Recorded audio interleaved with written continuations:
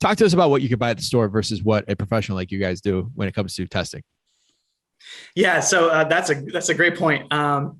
Those tests, you can buy them at Home Depot. They are really, really terrible. I don't recommend them at all.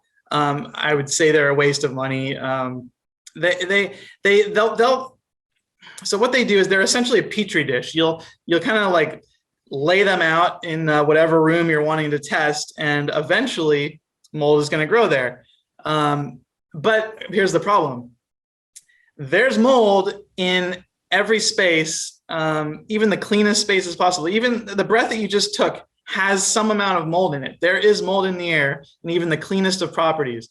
And I can put one of those petri dish tests in my own apartment, which I keep very clean, and it will grow mold. But that doesn't mean there's a mold problem. It just means that some of the random mold spores that are floating around in my clean apartment space landed on the petri dish and grew mold. So you need to, those tests tell you what types of mold are in that space, but that's really only half of the the answer that you're looking for. You really need to know how much mold is in that space.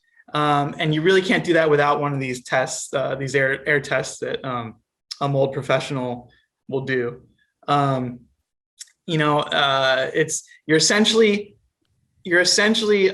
testing if the mold in that space is higher than normal.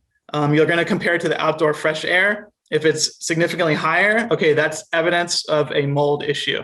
If it's significantly lower, that's evidence that there is no issue. And like those petri dishes, they don't tell you that, which is really the key bit of information. The other thing too is, okay, let's say there's a mold problem. Those tests aren't going to tell you how to fix it. You still need some guidance and expertise on how to address it. So it's a matter of that they're not going to tell you how to interpret it and tell you how to address the problem.